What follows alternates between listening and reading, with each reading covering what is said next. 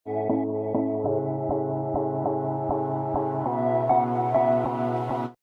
Hello friends, good afternoon to all. So कैसे हो आप सभी, पहले तो यही बता दीजिए। तो स्वागत है आपका अपने channel maths by Sangeeta Sharma में, और मैं हूं संगीता शर्मा। और आज मैं आपको समझाऊंगी परसेंटेज का पार्ट 4। और परसेंटेज का पार्ट 1, 2, 3 हम कर चुके हैं, बहुत सारे क्वेश्चन उसमें हम कर चुके हैं।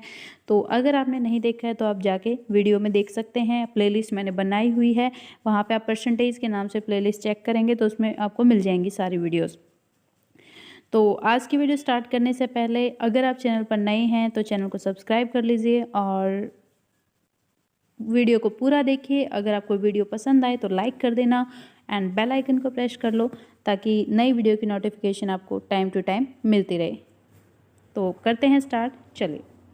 देखिए क्वेश्चन नंबर 1 क्या है, विद ट्रिक्स हम कैसे क्वेश्चंस को सॉल्व करते हैं। आपको इस चैनल पे ट्रिक्स मिलेंगी हर एक क्वेश्चन के लिए। तो देखिए क्या है, कैसे आप सॉल्व कर सकते हो। A reduction of 20% in price of rice. Rice का जो प्राइस है, मतलब जो चावल का प्राइस है, चावल की जो कीमत है उसमें 20% की कमी हो गई। Enables of purchase to obtain 8 kg more rice for rupees 160। तो क्या कहता है, 160 रुपये में 8 kg राइस ज़्यादा मिल पा रहा है।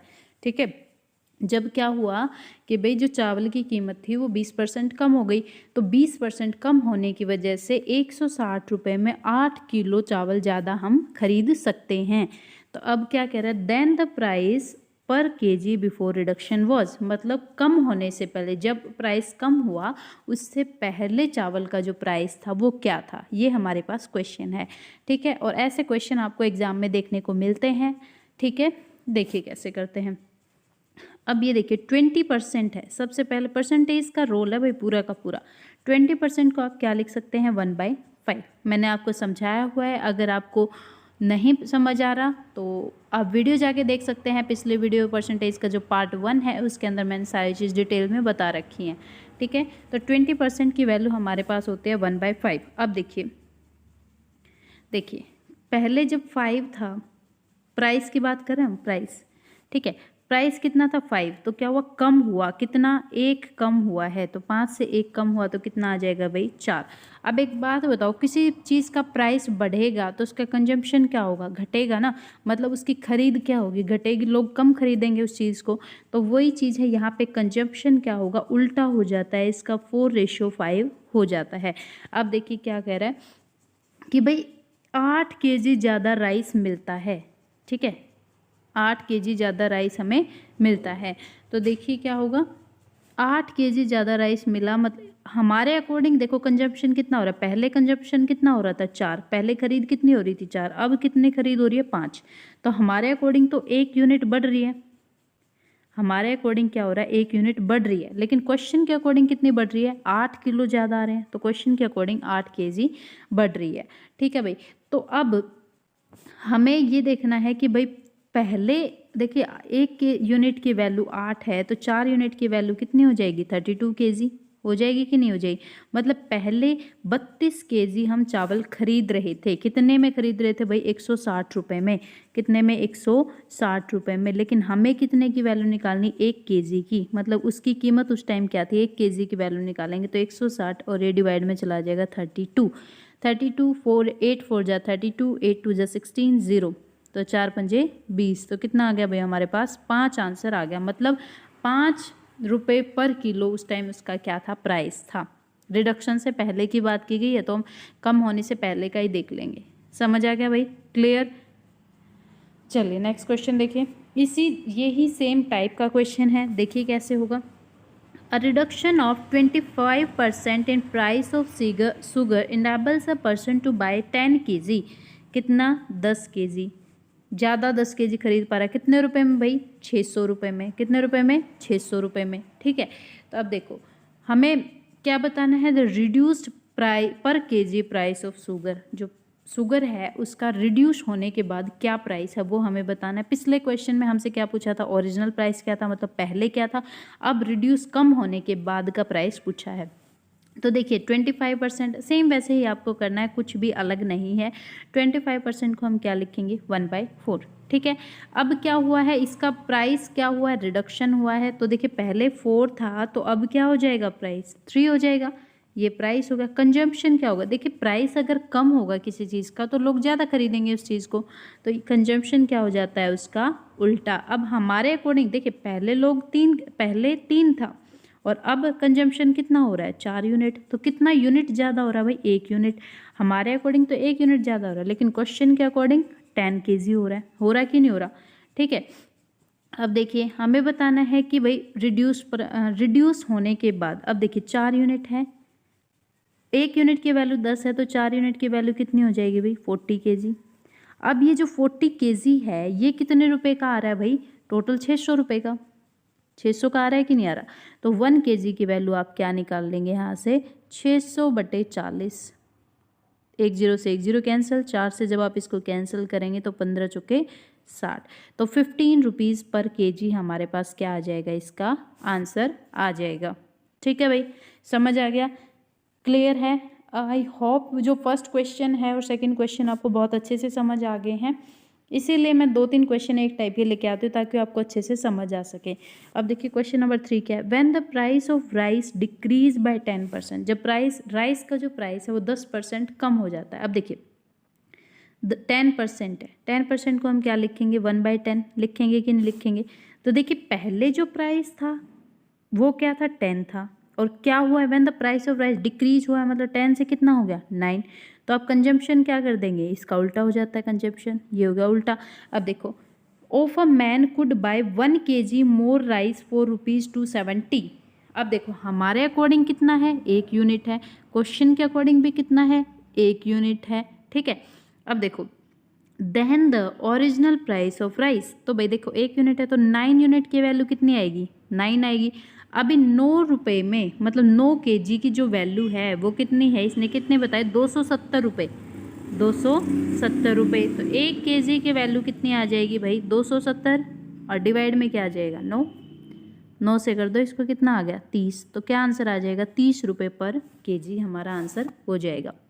क्लियर, अब तो समझ आ जाना चाहिए, 3 पार्ट एक जैसे हो गए थे, ठीक है भाई। अब देखो ये हमने कर लिया, एक जैसे क्वेश्चन थे, अभी नेक्स्ट टाइप के क्वेश्चन हमारे सामने हैं, ठीक है। देखिए नेक्स्ट टाइप क्या है, a man multiplied a number by 7/4। एक आदमी क्या करता है, एक नंबर को 7/4 से मल्टीप्लाई कर देता है इंस्टेड ऑफ 3/5, और इसको करना कितने से है, 3/5 से करना है। गलती से वो किससे कर देता है, 7/4 से कर देता है। तो find the percentage change in revenue, revenue में कितना चेंज आया वो हमें बताना है। तो एक चीज़ देखिए, 7/4 से उसने मल्टीप्लाई कर दी, करनी थी 3/5 से। तो आप सबसे पहले ऐसा जो भी क्वेश्चन होगा आपको क्या करना है, 4 और 5 का एलसीएम ले लेना है। क्या करना है, 4 और 5 का एलसीएम कितना आएगा भाई, 20। तो 20 से इसको मल्टीप्लाई कर दो और 20 से ही इसको मल्टीप्लाई कर दो। जब आप इसको मल्टीप्लाई करेंगे तो 4 5 जा 20, तो 7 पंजे कितना हो गया भाई, 35, और 5 चौके 20, 3 चौके 12। अब देखो 35 मल्टीप्लाई इसने कितने से कर दी, 35 से, करने कितने से थे, 12 से करनी थी। तो कितना बढ़ गया, कितना बढ़ा भाई, 35 में से 12 को माइनस करो तो 5 में से 2 गया 3, 3 में से 1 गया 2, तो कितना आ गया 23। ठीक है भाई, और कितने से बढ़ा, 12 से बढ़ा, तो डिवाइड में 12, और मल्टीप्लाई में क्या कर देना है, 100। समझ आ गया। अब इसको कैंसिल कर लो, कितना आ जाएगा भाई, 4 × 12 और 4 दूनी 8, 4 पंजे 20। अब 25 की और 23 की करो, 25 × 75, 7, 25 दूनी 50 और 7 कितना हो गया, 57, और डिवाइड में क्या आएगा, 3, 3 से भाग कर लो भाई, 3 एकम 3, कितने बचे, 2 बच गए, 3 9 जा 27, फिर 5 बच गया सीधा, 3 1 जा 3, 2 बच गया 2 3, तो 191 2/3% हमारा आंसर हो जाएगा। समझ आएगा भाई कैसे करना है, जितना भी दे रखा है उसका पहले एलसीएम ले लो, उनको इक्वल बना लो, ठीक है। अब अगला देखो, student multiplied a number by 3/5, same वैसा ही क्वेश्चन। एक स्टूडेंट क्या करता है, किसी चीज़ को 3/5 से मल्टीप्लाई कर देता है एक नंबर को, इंस्टेड ऑफ 5/3, 5/3 से उसको क्या करनी थी, उसकी गुना करनी थी, मल्टीप्लाई करनी थी, लेकिन कर कितने से देता है, 3/5 से। तो what is the percent error in calculation, जो कैलकुलेशन उसकी हुई उसके अंदर कितना एरर आया, क्या त्रुटि उसके अंदर हुई, तो ये हमें क्वेश्चन में बताना है। तो सेम वही आपको क्या करना है, 5 और 3 का एलसीएम कितना होता है भाई, 15। कितना होता है, 15। हमने 15 ले लिया, 5 तिये 15, 3 तिये 9, 3 से आप करेंगे 5 पे गया, 5 5 25। ठीक है भाई। अब देखो एक बात समझना, उसको मल्टीप्लाई करनी थी कितने से, 25 से, और कर कितने से दी, 9 से। तो कितनी ज़्यादा कितनी कम हुई भाई, 16 कम हुई कि नहीं हुई, 16 कम हुई। और कितने से कम हुई, 25 से। और मल्टीप्लाई में क्या आएगा, 100। तो क्या होगा, 25 चौके 100, 16 चौके 64%। तो 64% हमारे पास क्या आ जाएगा, आंसर आएगा। ठीक है भाई, 64% की क्या होगी, कमी होगी वहाँ पे। ठीक है भाई, क्लियर, समझ आ गया। चलिए नेक्स्ट क्वेश्चन। अब देखिए ये जो क्वेश्चन थे, नेक्स्ट टाइप का क्वेश्चन हमारे पास आ गया। अब देखिए, in an examination a student got 32% mark, एक बच्चा है उसको 32% नंबर आ जाते हैं, एंड फेल्ड बाय 4 मार्क्स। क्या कहता है भाई, उसको अगर 4 नंबर और आ जाते तो पास हो जाता, तो 4% से क्या, 4 मार्क्स से क्या होगा, फेल हो गया। वाइल एंड अनदर स्टूडेंट गोट 35%, एक दूसरा बच्चा है उसको क्या है, 35% नंबर आ जाते हैं, and got 5 marks more than pass marks, और 5 नंबर पास मार्क्स से ज़्यादा मिल जाते हैं उसको। तो find the maximum marks in examination, हमें बताना है कि एग्ज़ाम के अंदर मैक्सिमम मार्क्स कितने थे। अभी आपको ऐसे क्वेश्चन करने के लिए क्या ट्रिक है देखना। देखो ये 32 है, ये 35 है, ऐसा ही है ना। तो 32 से 35 तक आने के लिए हमें कितना कवर करना पड़ेगा, 3%। अब -4 से 5 आने के लिए कितना करना पड़ेगा, देखो -4, फिर -3, -2, -1, 0, 1, 2, 3, 4, इस टाइप से। तो 1 2 3 4 5 6 7 8 9 कवर करना पड़ेगा कि नहीं करना पड़ेगा। ठीक है, तो यहाँ से आप देखेंगे कि 3% की जो वैल्यू है वो कितनी है, 9। तो 1% की वैल्यू कितनी आ जाएगी भाई, 9 है, 3 उधर गया, डिवाइड हो जाएगा, 3 3 जा 9।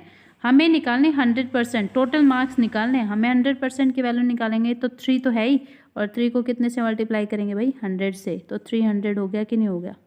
तो हमारे पास जो एग्ज़ाम में टोटल मार्क्स थे वो कितने थे, 300 मार्क्स थे। ठीक है भाई, clear.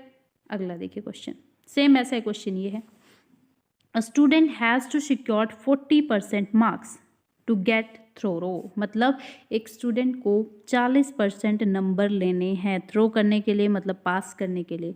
If he gets 40 marks, अगर उसको 40 नंबर मिल जाते हैं तो क्या करता है, फेल्ड बाय 40 मार्क्स, 40 नंबर अगर उसको मिल जाते हैं तो वो 40 नंबर से फेल हो जाता है। अब मेरे को एक बात बताइए, उसको 40 नंबर तो मिल रहे हैं, अगर वो 40 नंबर और मिल जाते तो वो पास हो जाता कि नहीं हो जाता, हो जाता ना।